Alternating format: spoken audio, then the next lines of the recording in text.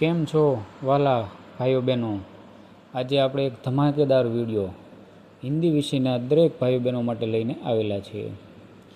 ભાઈઓ બહેનો, આપણે સૌ જાણીએ છીએ કે હિન્દી વિષયનું મટીરિયલ મેળવવું ખૂબ મુશ્કેલ છે અને અત્યાર સુધીમાં કોઈ એ ન કામ કર્યું હોય એવું કામ આપણે તમારા સૌના સાથના સહકારથી છે એ કરી રહ્યા છીએ.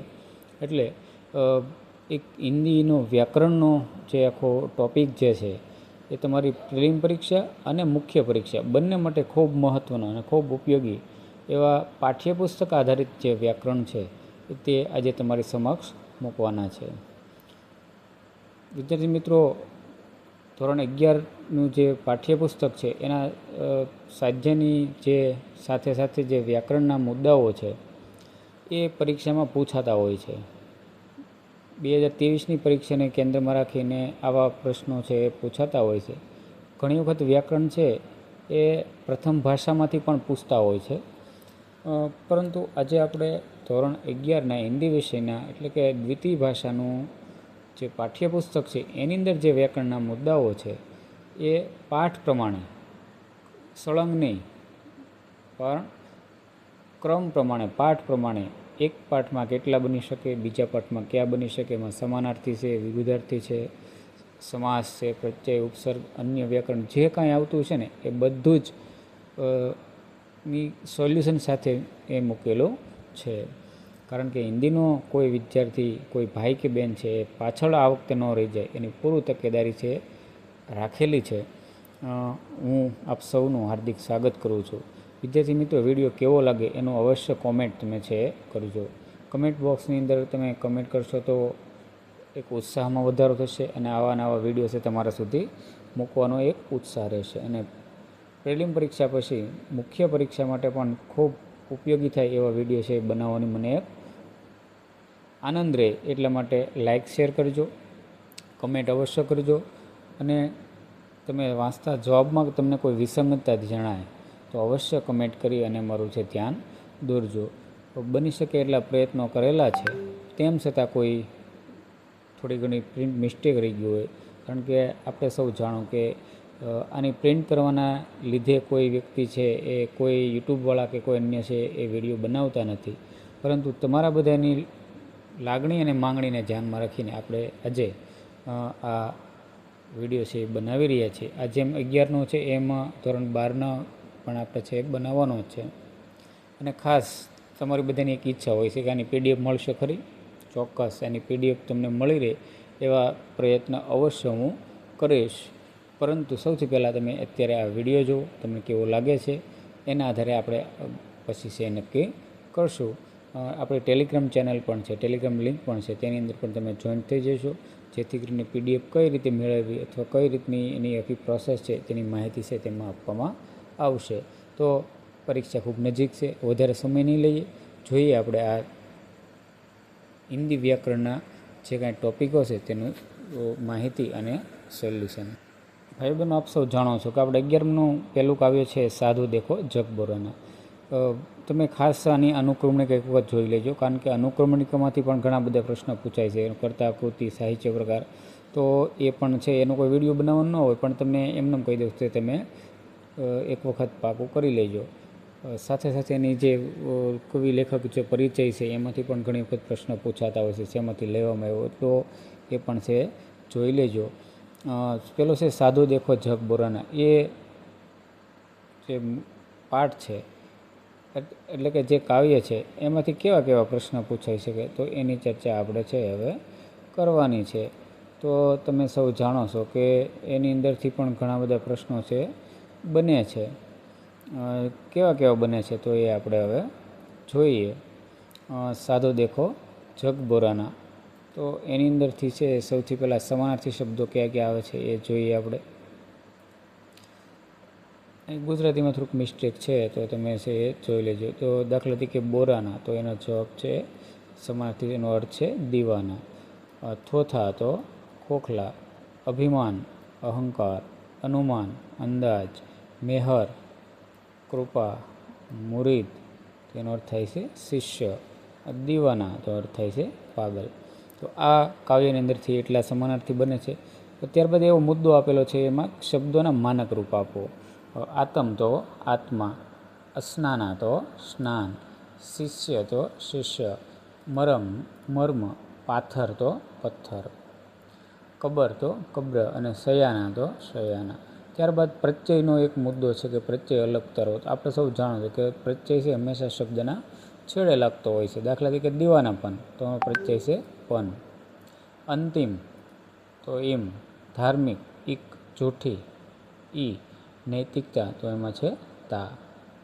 ત્યારબાદ ઉપસર્ગ છે કુરીતિ. ઉપસર્ગ હંમેશા પહેલાં લાગે, પ્રત્યય છેલ્લે લાગે, ઉપસર્ગ પહેલાં. તો કુરીતિમાં જવાબ છે કુ. વિરામ વી અને અજ્ઞાન તો અ. તો આપણે જોયું પહેલાં કાવ્યનું. ત્યારબાદ બીજું છે બાપુ કી કુટિયા મેં. તો આની અંદરથી પણ સમાનાર્થી શબ્દો કેવા કેવા છે તો અહીં આપેલા છે મિથ્યા તો જૂઠ, ઉબડખાબડ તો ઊંચી નીચી, કુટિયા તો ઝોપડી. ત્યારબાદ વિરોધી શબ્દ આપેલા છે દુર્ભાગ્ય, સૌભાગ્ય, જિંદગી, મરણ, ઉચિત, અનુચિત, પ્રત્યક્ષ, પરોક્ષ, સફળ, અસફળ, સાર્થક, નિરર્થક. તો આ રીતે ઘણા બધા શબ્દો છે મિત્રો એની અંદર પણ આપેલા છે જે તમને આ વિડીયોમાં દેખાઈ રહ્યા છે. હું આમ તો બધા નથી વાંચતો પણ ધીમે ધીમે છે આપણે આગળ વધતા જઈએ. ત્યારબાદ છે સમાસનો મુદ્દો છે. સમાસ પણ ખૂબ જરૂરી છે. અત્યારે કોઈ વ્યાખ્યા કે એ બધું નહીં, આપણે ડાયરેક્ટ આ ગોખી જ નાખવાના છે તમારે, કારણ કે આમાંથી જ પૂછાતા હોય છે મોટે ભાગે. તો કલમદાન તો કલમ કે લીએ દાન તો તત્પુરુષ સમાસ, રક્તજડિત તો એ પણ તત્પુરુષ સમાસ. તો આ રીતે આ જે કાંઈ બીજા પાઠની અંદર જે સમાસ છે તો એની માહિતી પણ મિત્રો આપેલી છે. ત્યારબાદ પ્રત્યયનો મુદ્દો છે. પ્રત્યય પણ આની અંદર છે 14 પ્રકારના છે આપેલા છે. 14નો જવાબ સાથે મિત્રો માહિતી છે દર્શાવેલી છે. તો તમે આ ઠેઠ હિન્દુત્વથી લઈ અને સંકલિત સુધીના જે કાંઈ છે એ પ્રત્યયો આપેલા છે. ત્યારબાદ એ જ રીતનું છે ઉપસર્ગ છે. તો ઉપસર્ગની અંદર પણ બધી છે અનેક, અનિતિ, અભિન્ન તો એના ક્યાં ક્યાં ઉપસર્ગો બને છે તેની માહિતી પણ છે એ આપેલી છે. ત્યારબાદ ત્રીજો છે પાઠ પુરાની ચીજો કે પક્ષ મેં. આ પાઠની અંદરથી આવતા પ્રત્યયો છે એમાં તો સભ્યતા તો તા, સંગઠિત, કાયરતા, આધુનિક, અહમનિયત, પ્રચલિત, સમજદારી તો એમાં ઈ. આમ આખો જવાબ સાથે આપેલી છે મિત્રો. ઉપસર્ગની વાત કરીએ તો એમાં વિનમ્રતામાં વી, સંગઠિત તો સમ. સમાનાર્થી શબ્દો આમાં છે મુહાબીસ, ટીસ, કાયરતા, મૂર્ખતા તો એના જવાબ પણ આ રીતના છે અહીં દર્શાવેલા છે. વિરુદ્ધાર્થી શબ્દોની વાત કરીએ તો વિરુદ્ધાર્થી શબ્દોમાં પણ પુરાની તો નહીં, સહજ, જૂઠ, સ્મૃતિ, વિસ્મૃતિ, સરળ, કઠિન તો એ રીતનું છે. ત્યારબાદ ચોથો પાઠ છે ચંદ્રશેખર આઝાદ. તો એ પાઠની અંદરથી આવતા સમાનાર્થી એ પણ અહીં છે દર્શાવેલા છે. એનો શબ્દ છે, ત્યારબાદ અહીં છે એના જવાબ આપેલા છે. તો એની અંદરથી આ પાઠની અંદર પણ 14 પ્રકારના સમાનાર્થી છે એ સ્વાધ્યાયની અંદર આપેલા છે. તેનો જવાબ તે અહીં દર્શાવેલો છે. ત્યારબાદ વિરોધી શબ્દ છે તો સ્વર્ગ છે તો નરક છે, સ્મૃતિ તો વિસ્મૃતિ. તો એ જે કાંઈ 12 પ્રકારના સમાનાર્થી છે એ અહીં તમે જોઈ શકો છો. એ પણ છે એ જવાબ સાથે છે. ત્યારબાદ આ પેજ ઉપર જુઓ તો કોમલ, કઠોર, નિશ્ચિત, અનિશ્ચિત, સત્સંગ, અસંગ, કુસંગ એ છે. ત્યારબાદ છે ઉપસર્ગ અલગ બતાવવાના છે તો વિસ્મૃતિ તો એમાં ઉપસર્ગ કયો છે વી. આપણે સૌ જાણો કે ઉપસર્ગ હંમેશા પહેલાં લાગે છે. તો એ બધી માહિતી છે રહેલી છે. ત્યારબાદ એ જ રીતનું છે પ્રત્યય અલગ કરીને બતાવો. તો પ્રત્યય પણ આ રીતે છે એ આપણા પાઠ્યપુસ્તક સ્વાધ્યાયની અંદર આપેલા છે. પાંચમો પાઠ છે શિક્ષક કે નામ પત્ર, જે કાવ્ય છે અબ્રાહમ લિંકનનું. આ કાવ્યની અંદર આવતા પણ સમાનાર્થી શબ્દો છે એની આખી આ માહિતી છે. થોડી વાર એવું લાગે તમે વિડીયોને અટકાવીને પણ આ જોઈ શકો છો. વિરુદ્ધાર્થી શબ્દો કેવા છે તો એ પણ મિત્રો અહીં જવાબ સાથે માહિતી છે દર્શાવેલી છે. ત્યારબાદ છે તો સમાસ વિગ્રહ તો પુરુષોત્તમ તો એ તત્પુરુષ સમાસ. પાઠશાલા પાટકેલીય શાલા તત્પુરુષ, ન્યાયોચિત તો એ તત્પુરુષ અને ઈર્ષ્યાદેશ ઈર્ષ્યા ઓર વે તો એ દ્વંદ્વ સમાસ છે. ત્યારબાદ ઉપસર્ગ છે કેવો છે તો ઉપસર્ગની માહિતી પણ છે આપેલી છે. પ્રત્યય છે તો પ્રત્યય પણ અહીં છે દર્શાવેલા છે. ત્યારબાદ છઠ્ઠો જે પાઠ છે ભારત માતા કી જય જવાહરલાલ નહેરુ વાળો, એની અંદર આવતા સમાનાર્થી શબ્દો, એની જવાબ સાથેની માહિતી પણ છે. આ જ પાઠના સ્વાધ્યાયમાં આવતા વિરોધી શબ્દો, તો એ વિરોધી શબ્દો ક્યાં ક્યાં છે તો એ પણ મિત્રો અહીંયા જવાબ સાથે દર્શાવેલા છે. વિડીયો અંત સુધી જોજો જેથી કરીને તમને ખ્યાલ આવે કે આ આખો છે જવાબ સાથે આપણે માહિતી, તમારે પાઠ્યપુસ્તકના પાના છે બદલવા ન પડે, એક પૂરો થાય બીજો થાય, આમ એકી સાથે તમે આ વિડીયોના મારફતે પણ જોઈ શકશો. ત્યારબાદ ઉપસર્ગ છે એમાં પણ અલગ કરીને બતાવવાના છે. બહુ જાજુ અઘરું નથી, પણ એક વખત સમજી લેશો ને તો પણ તમને છે આનો આખો આઈડિયા આવી જશે. પ્રત્યય છે અલગ કરીને બતાવો, તો વ્યાકરણના મુદ્દા આ રીતના પૂછાય છે અને કેટલા માર્કનું પૂછાશે એ કંઈ હજી નક્કી નથી, કારણ કે વિષય વસ્તુ છે એ 80 માર્કનું છે. એ વિષય વસ્તુમાં વ્યાકરણ પણ આવી શકે અને પદ્ધતિ તો અલગથી 20 માર્કનું છે જ. ત્યારબાદ 7મું જે કાવ્ય છે પરશુરામ લક્ષ્મણ સંવાદ, એની અંદર આવતા 5 માર્કનું પૂછાય ને 15 માર્કનું પણ પૂછાય, તો એ બધું જ આ રીતનું છે.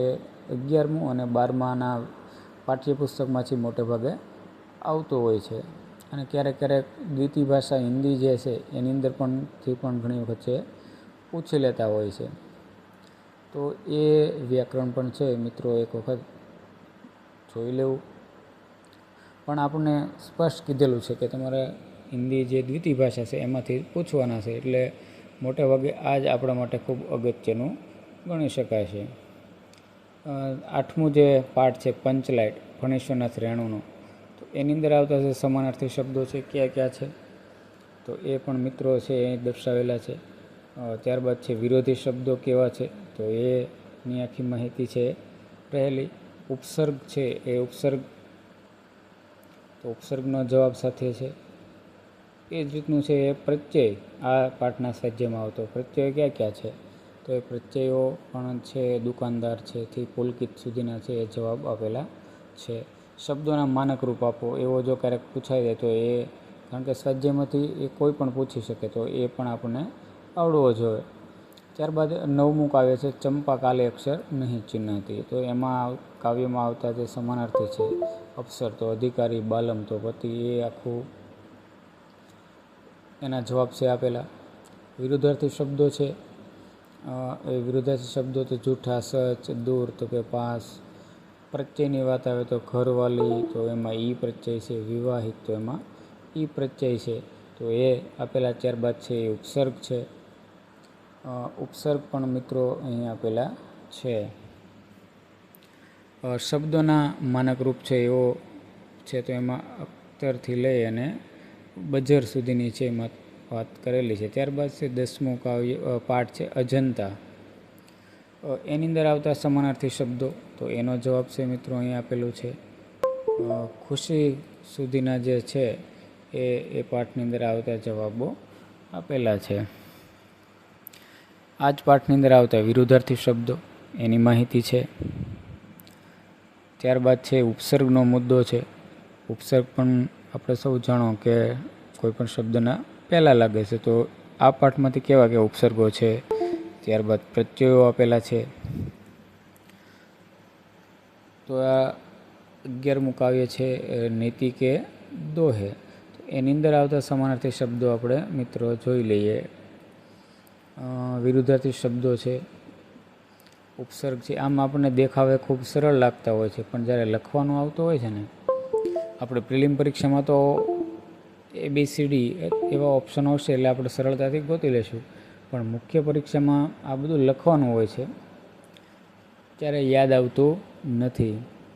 એટલે એક વખત આ બંને પરીક્ષા માટે ખૂબ મહત્ત્વનો છે આ વિડીયો, એટલે એક વખત અવશ્ય નિરખીને જોઈ લેવું. 12મું પાઠ છે દુઃખ. દુઃખની અંદર આવતા સમાનાર્થી શબ્દોની માહિતી છે. આ જ પાઠની અંદર આવતા વિરુદ્ધાર્થી શબ્દો છે, કેવા કેવા પૂછાય છે. ઉપસર્ગ છે એ રહેલા છે.